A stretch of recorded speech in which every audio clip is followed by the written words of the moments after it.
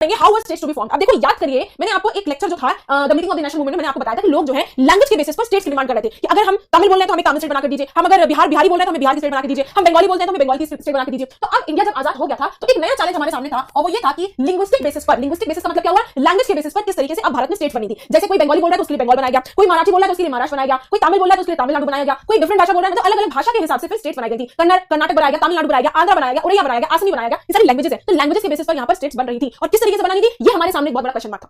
ठीक है, और उसके बाद हम पढ़ेंगे प्लानिंग फॉर डेवलपमेंट कि भाई भारत का विकास करना था, भारत को ग्रो करने की जरूरत थी, भारत को इंडस्ट्रियलाइजेशन के हिसाब से स्ट्रांग करना था, तो उसके लिए एक यहाँ पर प्लानिंग कमीशन बनाई गई थी। उसके बारे में हम पढ़ेंगे कि वो प्लानिंग कमीशन ने किस चीज पर फोकस किया, सेकंड 5 ईयर प्लान के बारे में पढ़ेंगे। ये सारी चीजें आपके आज के टॉपिक में कवर होंगी। फटाफट से छोटा लेक्चर है आपका, ये बहुत बड़ा लेक्चर नहीं है, फटाफट से स्टार्ट करते हैं। How were states to be formed, ये कुछ क्वेश्चंस हैं जैसा कि हम करते हैं, हम अपने लास्ट लेक्चर में इसको डिस्कस करते हैं। चलिए क्वेश्चंस को आपको अटेंड करना है, आगे बात करते हैं। How were states to be formed linguistic basis, यानी कि लैंग्वेज के बेसिस पर अब स्टेट्स बननी थी, बनाई जानी थी।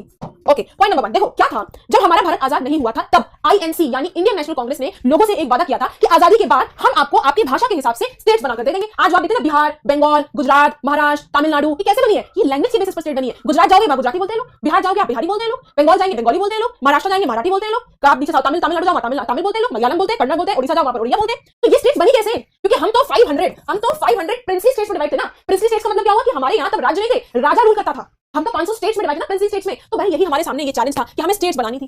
ठीक है, तो इंडियन नेशनल कांग्रेस ने आजादी से पहले लोगों को यह वादा किया था कि जब हम आजाद हो जाएंगे तो लैंग्वेज के बेस पर हम आपको स्टेट बनाकर दे देंगे। अब भारत आजाद हो गया, अब लोगों ने डिमांड करना शुरू किया कि आपने तो वादा किया था, अब वादा के हिसाब से आपको काम करना पड़ेगा, जो वादा किया वो निभाना पड़ेगा, निभाना पड़ेगा। तो भाई वादा निभाइए आप। लेकिन अब यहाँ इंडियन नेशनल कांग्रेस में जो हमारे प्राइम मिनिस्टर थे पंडित जवाहरलाल नेहरू जी और जो डिप्टी प्राइम मिनिस्टर थे सरदार वल्लभ भाई पटेल, इन्होंने बोला नहीं, हम भारत को ऐसे स्टेट्स में डिवाइड नहीं कर सकते और वो भी लैंग्वेज के बेसिस पर स्टेट्स को हम डिवाइड नहीं कर सकते। चलिए तो समझ में आई थोड़ी सी पिक्चर बनी ना दिमाग में। आइए लिखिए पहला पॉइंट, आईएनसी यानी ये क्या है आपकी Indian national Congress.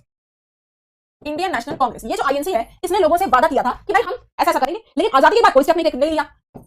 Not taken any step, कोई भी स्टेप, कोई भी कदम, कोई भी फैसला, कोई भी डिसीजन नहीं लिया। किस चीज के लिए, जो उन्होंने वादा किया था रिगार्डिंग, लिखिए रिगार्डिंग प्रॉमिस ऑफ 1920s। 1920 में जो वादा किया था, वादा क्या किया था कि states on the base language states, लिखिए वादा क्या किया था कि states formed on linguistic basis. ये जो आईएनसी ने वादा किया था 1920 में, अब जब भारत आजाद हो गया तो उसने कोई स्टेप नहीं लिया। ठीक है, कोई स्टेप नहीं लिया। नेक्स्ट पॉइंट आता है, जो हमारे पीएम थे, पीएम नेहरू जी प्लस डिप्टी पीएम क्या है, सरदार वल्लभ भाई पटेल। इन लोगों ने क्या बोला, इन लोगों ने एक सेंटेंस बोला था बेटा, इन लोगों ने एक सेंटेंस बोला था और वो सेंटेंस क्या था, सेंटेंस ये था कि after independence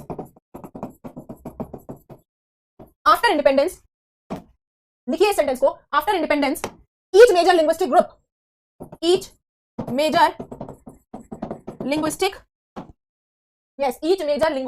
group would have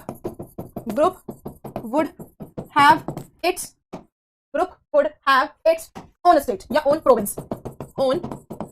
ये इन लोगों की लाइन थी, ये इन लोगों की लाइन थी बेटा।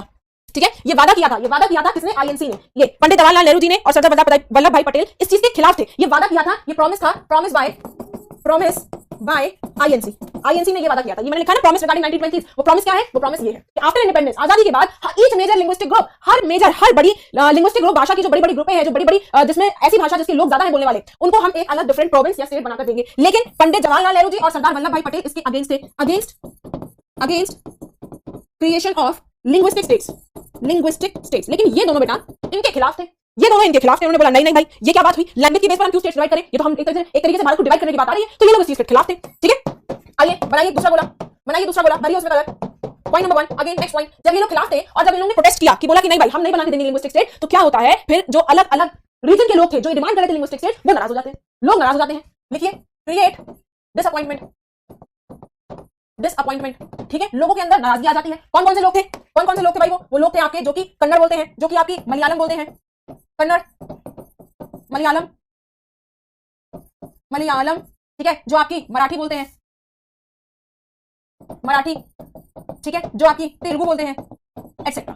ये थे आपके डिफरेंट स्टेट्स, ये थे आपके डिफरेंट लिंग्विस्टिक स्टेट्स। यही लोग डिमांड कर रहे थे, demand of new linguistic state. इसी की बेटा ये लोग डिमांड कर रहे थे कि हमको एक नया बनाकर दीजिए। लेकिन जब सरदार वल्लभ भाई पटेल और पीएम जी ने मना कर दिया, हम ऐसा कुछ नहीं करेंगे, तो इनके अंदर आ जाती है नाराजगी, ये लोग नाराज हो जाते हैं। ठीक है, जब नाराज हो जाते हैं तो सबसे ज्यादा नाराजगी यहां देखने को मिलती है, तेलुगु स्टेट में देखने को मिलती है। सबसे ज्यादा बेटा तेलुगु की स्पेलिंग सही कर लीजिए, यस, सबसे ज्यादा नाराजगी तेलुगु। सबसे ज्यादा नाराजगी हमें तेलुगु स्पीकिंग स्टेट्स में दिखाई देती है। कैसे? लिखिए यहाँ पर पॉइंट नंबर 2, स्ट्रॉन्ग प्रोटेस्ट। लिखिए यहाँ पर स्ट्रॉन्ग प्रोटेस्ट कहां देखने को मिला? In Tamil Nadu. Not in Tamil Nadu, in Andhra Pradesh. Strong protest सबसे ज्यादा कहां देखने को मिला? Telugu speaking district. Telugu speaking district जिसे हम पहले मद्रास बोलते थे, मद्रास, ठीक है, जिसे हम पहले मद्रास बोलते थे। यहां पर सबसे ज्यादा स्ट्रॉन्ग प्रोटेस्ट होता है, सबसे ज्यादा लोग यहां पर नाराजगी अपनी दिखाते हैं, ठीक है। और उसके बाद जब 1952 में जनरल इलेक्शंस हुए थे, जनरल इलेक्शंस का मतलब क्या होता है? जब लोकसभा का इलेक्शन हुआ था, ठीक है, 1952 में जब जनरल इलेक्शंस हुए थे, तो यहां पर काले झंडे दिखाए गए थे, जिसमें लोग डिमांड कर रहे थे कि हमको एक नई स्टेट, नया आंध्रा बनाकर दीजिए। इन 1952 general elections, black flags shown, काले झंडे दिखाए गए थे, है ना, जैसे काला पट्टी पहन लेते हैं लोग या कुछ काला दिखाते हैं, तो एक तरीके से प्रोटेस्ट कर रहे हैं। तो यहाँ पर लोगों ने उस चीज को काले झंडे दिखाकर शो किया। किसको शो किया? To PM. पीएम कौन थे हमारे? नेहरू जी, ठीक है। इनको काले झंडे दिखाए और डिमांड किस चीज की करी? डिमांड किस चीज की?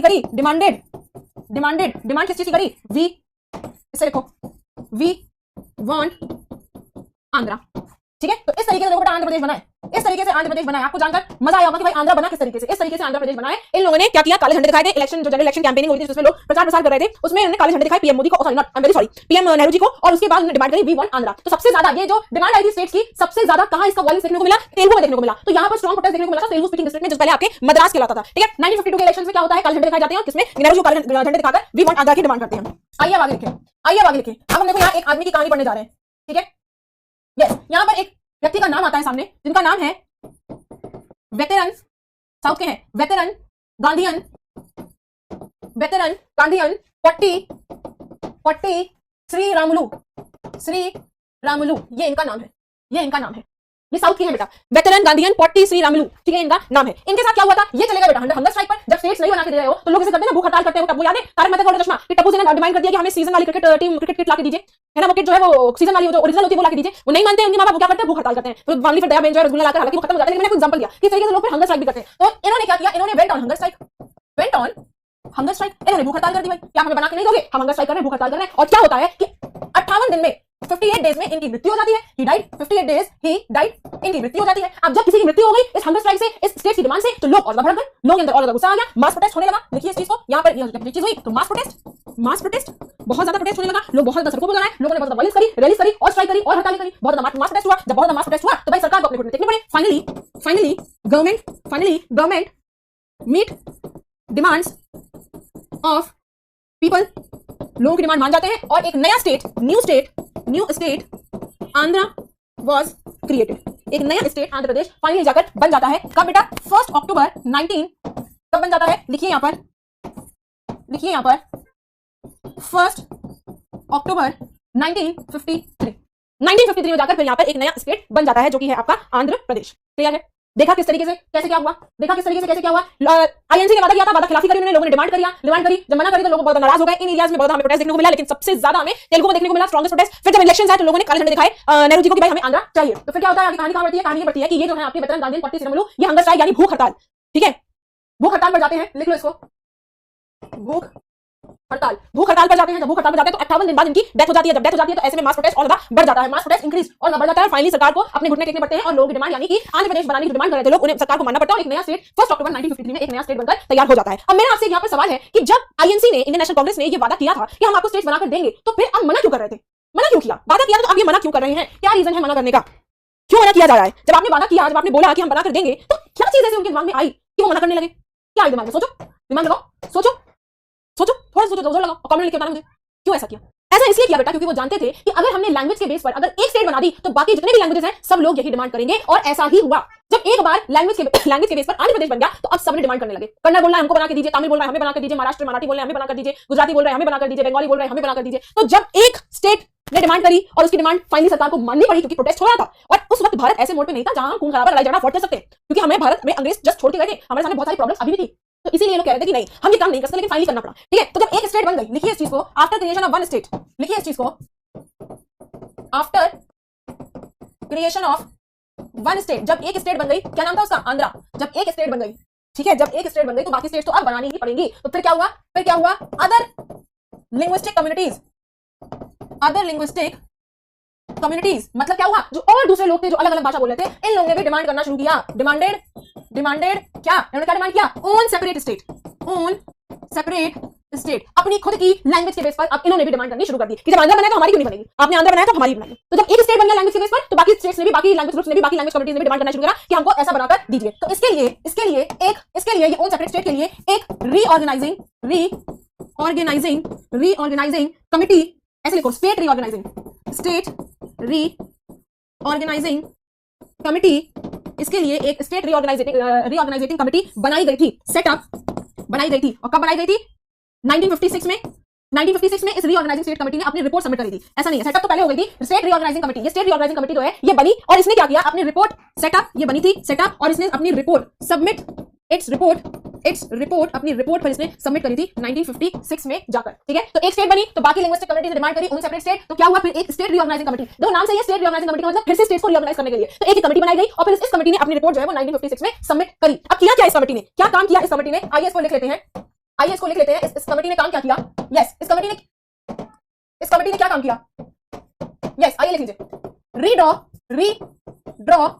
डिस्ट्रिक्ट्स एंड प्रोविंस का मतलब स्टेट। अब जो हमारे भारत का जो नक्शा है कुछ इस तरीके से, ये वाला अब जितनी भी स्टेट्स जैसे गुजरात है, यहाँ पर आपका महाराष्ट्र आता है, तमिलनाडु, केरला, इधर केरला, आंध्रा, कर्नाटक, एमपी, इस तरीके जितनी भी स्टेट्स आती है। ठीक है, तो क्या हुआ था, ये रीड्रॉ करेगा डिस्ट्रिक्ट का मतलब क्या हुआ, फिर से डिस्ट्रिक्ट की नई दिशा बनाई गई, फिर से एक नई लाइन बनाई गई कि भाई कौन सा एरिया कहां पर बटेगा। तो अभी तक मान लो ये एरिया ऐसा था, अब इसको रीड्रॉ करा गया और बोला गया कि अब ये ऐसा हो जाएगा, तो ये हुआ रीड्रॉ। तो डिस्ट्रिक्ट्स को और स्टेट्स को रीड्रॉ करा गया, क्यों, क्योंकि लोगों ने डिमांड करने लगे थे भाई हमको हमारे लैंग्वेज के हिसाब से स्टेट बना कर दीजिए। तो redraw district and province boundaries, ठीक है, इनकी बाउंड्रीज को फिर से रीड्रॉ करने लगे। ठीक है, कहां की, जैसे कि कहां की, आसामीज की, यानी कि आसाम की आसामीज, बंगाली, ठीक है। नेक्स्ट आता है ओडिया, वैसे ओडिया बोलते हैं इसे। देन तमिल लैंग्वेज, मतलब देखो लैंग्वेज की बात बता रहा है वो। देन आपका आता है मलयालम, ठीक है। देन आता है आपका कन्नड़, देन आता है आपका तेलुगु।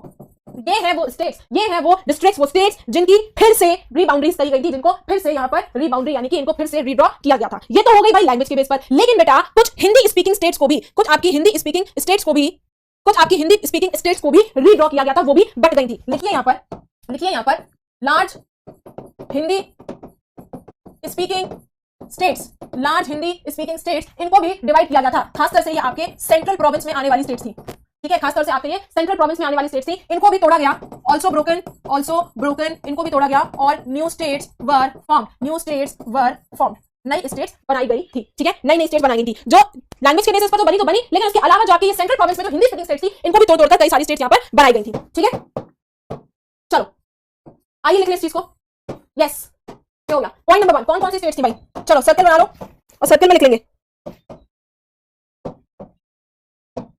चलिए, यस, पॉइंट नंबर 1, सबसे पहले आपकी बनी थी बाइलिंगुअल स्टेट थी, उसे तोड़ के जो बॉम्बे आपकी जो बाइलिंगुअल स्टेट थी, बाइलिंगुअल स्टेट का मतलब क्या हुआ, लिखो इस चीज को कि 1960 में जो आपकी बाइलिंगुअल स्टेट थी,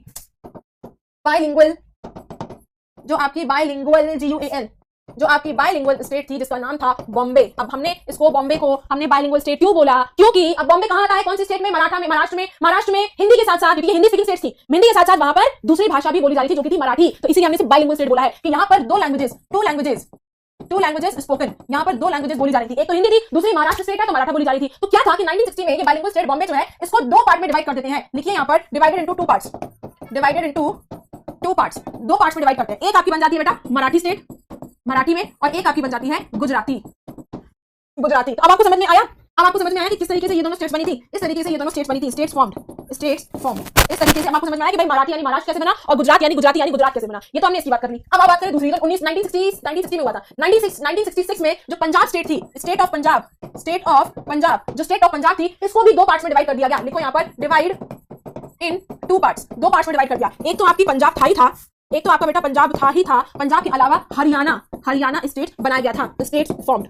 क्लियर है, अब समझ में आया मराठा, गुजरात, पंजाब, हरियाणा किस तरीके से बनाए, इस तरीके से बनाए कि मराठा और गुजराती जो है वो 1960 में बन गया था, और आपका पंजाब जो हरियाणा टूट के बना है, पंजाब से जो हरियाणा टूट के बना है वो आपका 66 में आकर बना है। तो ये है आपके कुछ किस तरीके से जो हिंदी स्पीकिंग स्टेट्स थी और खासतौर से जो आपके सेंट्रल प्रोविंस में आ रही थी, किस तरीके से उनको भी तोड़कर नई स्टेट्स बनाई गई थी। ठीक है, चलो अब हम पढ़ते हैं अपना थोड़ा सा आखिरी टॉपिक, और वो आता है हमारा प्लानिंग फॉर डेवलपमेंट। हमें इंडिया का डेवलपमेंट करना था, हमें इंडिया का विकास करना था, ये मैंने आपको लेक्चर में बताया था। अब इसका ऑब्जेक्टिव क्या था, लिखिए इसमें ऑब्जेक्टिव था, क्या सोच रहे थे, किस तरीके से प्लानिंग करनी है, कैसे डेवलपमेंट करना है। तो भाई इसके 2 रीजन थे। एक रीजन था लिफ्टिंग इंडिया। अब लिफ्टिंग इंडिया का मतलब ये नहीं कि इंडिया को उठाना, लिफ्टिंग इंडिया का मतलब ये हुआ लिफ्टिंग इंडिया का मतलब ये हुआ कि इंडिया को, और अभी तो हमारे यहाँ स्टैंडर्ड्स है, जो तरीका है, उसको और ज्यादा हमें एनहांस करना है, और ज्यादा इंडिया को उसके स्टैंडर्ड और इंडस्ट्रियलाइजेशन इन सब में इंप्रूव करना है। ठीक है, दूसरा क्या आता है, यहाँ लिखिए, दूसरा क्या आता है, दूसरा आता है कि इंडिया को हमें गरीबी से बाहर निकालना था, Indians out of poverty, Indians out of poverty, बाहर निकालना था लोगों को गरीबी से। और तीसरा है कि भाई भारत को एक बिल्डिंग, भारत को एक बहुत ही मॉडर्न टेक्निकल इंडस्ट्रियल बेस बनाना था, building modern technical industrial base, industrial base. हमें अपनी कंट्रीज की, हमें अपनी कंट्री की इंडस्ट्रीज को बहुत ज्यादा मजबूत करने की जरूरत है। तो ये इनके ऑब्जेक्टिव्स थे। क्लियर है, ये ऑब्जेक्टिव था। प्लानिंग फॉर डेवलपमेंट का ऑब्जेक्टिव क्या था, ये मैंने आपको बताया। क्लियर है कि नहीं क्लियर है बताओ। अब इस डेवलपमेंट करने के लिए सरकार ने कुछ स्टेप्स लिए थे, फटाफट से देख लेते हैं भाई गवर्नमेंट ने स्टेप्स क्या लिए। Steps taken by government, point number 1, बिना देरी करे, बिना कुछ करे, फटाफट से लिखेंगे कि भाई सरकार ने क्या क्या स्टेप लिया था। पहला स्टेप आता है कि 1950 में एक प्लानिंग कमीशन सेटअप किया था, प्लानिंग कमीशन सेटअप, एक प्लानिंग कमीशन बनाया गया था। अब इस प्लानिंग कमीशन का काम क्या था, प्लानिंग कमीशन का काम क्या था, इसका काम था design and execute, design and execute. क्या एग्जीक्यूट या क्या डिजाइन करना है, देश को लेकर, देश की इकोनॉमिक डेवलपमेंट के लिए पॉलिसीज, और दूसरा प्लान्स। इनको क्या करना है, इनको एग्जीक्यूट क्या करना है, इनको पॉलिसी बनानी है, प्लान्स बनाने हैं, काय के लिए, फॉर इकोनॉमिक डेवलपमेंट। ठीक है, देश के विकास के लिए इस तरह के काम इनको करने थे। ये जो प्लानिंग कमीशन बनाया गया था, इसका काम ये था कि वो देश के इकोनॉमिक डेवलपमेंट के लिए पॉलिसीज और प्लान्स को डिजाइन करेगी और एग्जीक्यूट करेगी। ठीक है, तीसरा पॉइंट आता है आपका इसमें, तीसरा पॉइंट आता है इसमें, यहां लिखेंगे थोड़ा सा। तीसरा पॉइंट इसमें ये आता है कि इस प्लानिंग कमीशन ने डिसाइड किया कि मिक्स इकोनॉमी होगी। प्लानिंग कमीशन ने डिसाइड किया कि मिक्स इकोनॉमी होगी। अब मैम मिक्स इकोनॉमी क्या होता है भाई, मिक्स इकोनॉमी का मतलब होता है बेटा जहां पर प्राइवेट प्लस पब्लिक सेक्टर दोनों मिलकर ग्रोथ करेंगे। अब प्राइवेट और पब्लिक सेक्टर याद करिए, हमने ज्योग्राफी में इंडस्ट्रीज चैप्टर में पढ़ा है, private sector public sector. Private sector क्या होती है, प्राइवेट कंपनीज, और पब्लिक सेक्टर यानी कि सरकार। तो इस प्लानिंग कमीशन ने क्या डिसाइड किया कि भाई हम मिक्स इकोनॉमी वाला खेल खेलेंगे, जिसमें प्राइवेट सेक्टर और पब्लिक सेक्टर दोनों मिलकर काम करेंगे, मिलकर डेवलपमेंट करेंगे। ठीक है, मिलकर डेवलपमेंट करेंगे। क्लियर है, क्लियर है, ठीक है। ये प्राइवेट प्लस पब्लिक सेक्टर मिलकर काम करेंगे, जॉब अपॉर्चुनिटीज क्रिएट करेंगे, नई नई जॉब्स देंगे, एम्प्लॉयमेंट करेंगे, ये सारी चीजें इसमें आती है, प्रोडक्शन करेंगे। ठीक है, क्लियर है, आई बात समझ में, क्लियर है कि नहीं क्लियर है। चलो, इस प्लानिंग कमीशन ने ये भी बोला, लिखिए यहां पर प्लानिंग कमीशन, प्लानिंग कमीशन, इस प्लानिंग कमीशन ने यह भी बताया कि कौन सी इंडस्ट्रीज प्राइवेट सेक्टर लेगी और कौन सी इंडस्ट्रीज आपकी पब्लिक सेक्टर लेगी। मतलब कौन कौन सी इंडस्ट्रीज ऐसी है जहां पर एम्प्लॉयमेंट प्रोडक्शन प्राइवेट कंपनीज देंगी, और कौन कौन सी आपकी कंपनीज ऐसी होंगी जहां पर एम्प्लॉयमेंट और प्रोडक्शन सरकारी कंपनीज यानी कि गवर्नमेंट करेगी। लिखिए इसमें planning commission defined, planning commission defined, क्या चीज डिफाइन किया कि which industries taken up by private sector, या आप बोलो प्राइवेट कंपनी, या फिर दूसरी चीज डिसाइड करी विच इंडस्ट्री